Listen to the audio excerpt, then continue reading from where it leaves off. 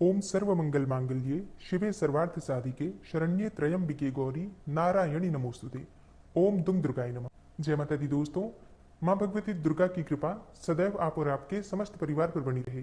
माँ भगवती दुर्गा की कृपा की प्राप्ति के लिए हम नवरात्रि का व्रत धारण करते हैं, पूजा करते हैं और आश्विन मास के शुक्ल पक्ष की प्रतिपदा तिथि से लेकर और नौमी तिथि तक माँ दुर्गा की विशेष रूप से आराधना करते हैं, मंत्रों का जप करते हैं। इसके बाद अष्टमी और नवमी पर कन्या पूजन करते हैं, हवन करते हैं और विजयदशमी पर इस व्रत का, इस पूजा का समापन करते हैं। नवरात्रि में विशेष तिथि होती है अष्टमी और नवमी, क्योंकि इन दिनों में घरों में कन्या पूजन करते हैं और कई स्थानों पर, मतलब कई परिवारों में अष्टमी के दिन कन्या पूजन करके, हवन करके व्रत का समापन करते हैं और कई स्थानों पर नौमी तिथि पर कन्या पूजन करते हैं, हवन करते हैं। और ये दोनों ही तिथियां बहुत महत्वपूर्ण होती है। अब इस बार की नवरात्रि में तिथि को लेकर बहुत सारे संशय रहे हैं। पूरी नवरात्रि में ये कंफ्यूजन रहा है कि हम किस दिन किस देवी की आराधना करें, और अब अष्टमी और नवमी को लेकर भी सबके मन में संशय बना हुआ है कि किस दिन कन्या पूजन करें, अष्टमी कब है और नवमी कब है। तो आज की वीडियो में आपके इसी संशय का समाधान होने वाला है। आज की वीडियो में आप जानेंगे कि शारदीय नवरात्रि की अष्टमी तिथि किस दिन मनाई जाएगी और महानवमी कब है, सप्तमी कब है, क्योंकि बहुत सारे भक्त हैं जो कि अष्टमी पर अगर कन्या पूजन करते हैं और पहले और अंतिम दिन का व्रत करते हैं, तो ऐसे में सप्तमी पर व्रत करके और अष्टमी के दिन कन्या पूजन करते हैं। तो सप्तमी, अष्टमी और नवमी, इन तीनों तिथियों की सही जानकारी आपको इस वीडियो में मिलने वाली है। कन्या पूजन का और हवन का शुभ मुहूर्त क्या है, व्रत का पारण कब करें, मतलब अगर आप पूरी नवरात्रि का व्रत करते हैं तो आपको व्रत का पारण कब करना है, ये संपूर्ण जानकारी आपको आज की वीडियो में मिलने वाली है। तो वीडियो को अंत तक जरूर देखिए और वीडियो अच्छी लगे तो इसे लाइक भी जरूर कीजिए, क्योंकि आपके लाइक्स, आपके कमेंट्स मेरे लिए बहुत महत्वपूर्ण हैं। ये एकमात्र जरिया है जिनसे मुझे पता चलता है कि आपको ये वीडियो अच्छी लगती है और आपके लिए ये वीडियो उपयोगी है। तो अगर वीडियो अच्छी लगे तो लाइक तो जरूर ही किया कीजिए। तो सबसे पहले बात करते हैं कि अगर आप अष्टमी के दिन कन्या पूजन कर रहे हैं और पहले दिन और अंतिम दिन का व्रत करते हैं, तो आपके लिए सप्तमी तिथि का व्रत किस दिन धारण करना है आपको। देखिए, सप्तमी तिथि प्रारंभ हो रही है 28 सितंबर 2025 को दोपहर में 2:27 पर और सप्तमी तिथि का समापन 29 सितंबर को होगा शाम को 4:32 पर। तो ऐसे में 29 सितंबर 2025 को सप्तमी तिथि है। इस दिन माता कालरात्रि की आराधना करेंगे और जो भक्त सप्तमी का व्रत धारण करके अष्टमी पर कन्या पूजन करते हैं, उन्हें 29 सितंबर 2025 सोमवार के दिन सप्तमी का व्रत धारण करना है और फिर मंगलवार को 30 सितंबर को अष्टमी के दिन कन्या पूजन करना है। ठीक है, 30 सितंबर 2025 को मंगलवार के दिन अष्टमी तिथि है। अष्टमी तिथि का प्रारंभ हो रहा है 29 सितंबर 2025 सोमवार को शाम को 4:32 पर और अष्टमी तिथि का समापन 30 सितंबर को शाम को 6:06 पर होगा। तो सूर्योदय कालीन दुर्गा अष्टमी 30 सितंबर 2025 मंगलवार को मनाई जाएगी। 30 सितंबर 2025 को मंगलवार के दिन आप कन्या पूजन, हवन इत्यादि सभी कार्य कर सकते हैं। बात करते हैं आज के दिन के कन्या पूजन के शुभ मुहूर्त के बारे में। तो देखिए, अष्टमी और नवमी ये दोनों तिथियां अपने आप में बहुत ही ज्यादा शुभ मानी जाती हैं। तो ऐसे में कन्या पूजन और हवन के लिए पूरा ही दिन शुभ होगा, लेकिन फिर भी कुछ शुभ मुहूर्त आप नोट कर लीजिए। जैसे कि अगर आप अष्टमी के दिन कन्या पूजन करते हैं तो सुबह 5 बजे से लेकर और 6:12 तक ये बहुत ही शुभ मुहूर्त है। इस समय में आप कन्या पूजन, हवन इत्यादि सभी कार्य कर सकते हैं। और फिर दूसरा मुहूर्त है सुबह 10:40 से दोपहर 12:10 तक। इसके अलावा तीसरा मुहूर्त भी है जो कि अभिजीत मुहूर्त होता है और अभिजीत मुहूर्त का समय है सुबह 11:47 से दोपहर 12:35 तक। इस समय में भी आप कन्या पूजन, हवन इत्यादि सभी कार्य कर सकते हैं। तो ये 3 मुहूर्त सर्वाधिक श्रेष्ठ है। इसके अलावा जैसा मैंने आपको कहा, पूरा ही दिन शुभ है, तो आप किसी भी समय कन्या पूजन, हवन इत्यादि कार्य कर सकते हैं। बस एक चीज का ध्यान रखना है, राहु काल में आप कन्या पूजन नहीं कर सकते हैं और राहु काल का समय है दोपहर 3 बजे से 4:30 तक। तो इस समय में कोई भी आपको शुभ कार्य प्रारंभ नहीं करना है, लेकिन अगर आप पहले से कर रहे हैं तो बिल्कुल कर सकते हैं। तो अष्टमी के दिन के कन्या पूजन के ये सभी शुभ मुहूर्त हैं। इस समय में आप कन्या पूजन, हवन इत्यादि कर सकते हैं।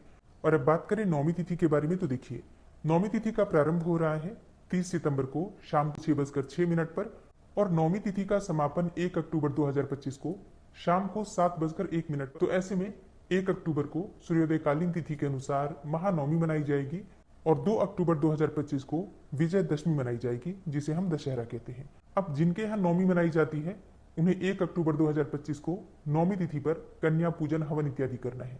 और कन्या पूजन का शुभ मुहूर्त क्या होगा, तो देखिए अगर आप नौवीं तिथि पर यानी कि 1 अक्टूबर 2025 को बुधवार के दिन कन्या पूजन कर रहे हैं तो आपके लिए कन्या पूजन का शुभ मुहूर्त है ब्रह्म मुहूर्त, जो कि सुबह 4:53 से सुबह 5:41 तक रहेगा। तो इस समय में आप कन्या पूजन कर सकते हैं। इसके अलावा 8:06 से मतलब सुबह 8:06 से 9:50 तक ये भी कन्या पूजन के लिए हवन के लिए शुभ है। बुधवार है तो अभिजीत मुहूर्त आपको नौवीं तिथि पर नहीं प्राप्त हो रहा है, लेकिन विजय मुहूर्त है। इस समय में भी आप कन्या पूजन कर सकते हैं, जो कि 1 अक्टूबर को दोपहर 2:28 से दोपहर 3:16 तक आपको प्राप्त होगा। तो ये 3 मुहूर्त हैं जो कि नौवीं तिथि पर यानी कि 1 अक्टूबर के शुभ मुहूर्त हैं। आप अगर नौवीं पर कन्या पूजन कर रहे हैं तो इन मुहूर्तों में कन्या पूजन, हवन इत्यादि सभी कार्य कर सकते हैं। अब जैसे कई भक्तों के प्रश्न आते हैं कि पहले हम हवन करें या फिर कन्या पूजन करें। देखिए, अष्टमी या फिर नौवीं पर किसी भी दिन, जिस दिन आप हवन और कन्या पूजन कर रहे हैं, तो पहले आप सुबह अपने घर में पूजा करते हैं। मतलब जिस भी देवी का दिन होता है वो उस दिन आपको विधि विधान से पूजा करना है माता रानी का। जो प्रतिदिन का आपका पाठ होता है उस पाठ को पूरा करना है। जो मंत्र जप कर रहे हैं उस मंत्र को पूरा कीजिए। मतलब सुबह का जो भी आपका नियम होता है उस पूजा का, वो सारी पूजा आप पूर्ण करेंगे, फिर हवन करेंगे, ठीक है। और विधि विधान से हवन और पूजा संपन्न करने के बाद फिर आपको कन्या पूजन करना है, ठीक है।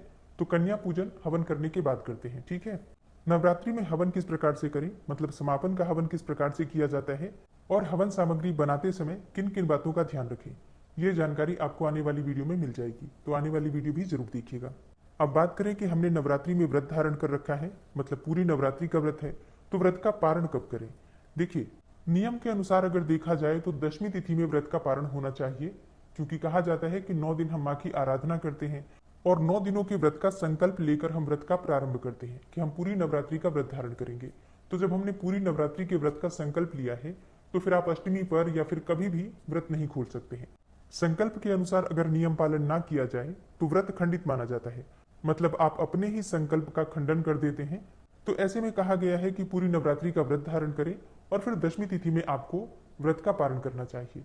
तो नियम के अनुसार तो दशमी को ही व्रत का पारण करते हैं, लेकिन फिर भी कई स्थानों पर अष्टमी के दिन कन्या पूजन करके व्रत का पारण कर लेते हैं और उनका कहना है कि हमारे यहाँ ये परंपरा वर्षों से चली आ रही है। तो अगर आपके यहाँ ऐसा होता है तो आप कर सकते हैं, लेकिन ये नियम ठीक नहीं है, क्योंकि नवरात्रि के व्रत कम से कम नौवीं तिथि तक तो होना चाहिए। आप नौवीं तिथि पर माँ सिद्धिदात्री की पूजा आराधना कीजिए, कन्या पूजन कीजिए, हवन कीजिए, फिर कलश का विसर्जन कीजिए और उसके बाद आपको अपने व्रत का पारण करना है, ठीक है।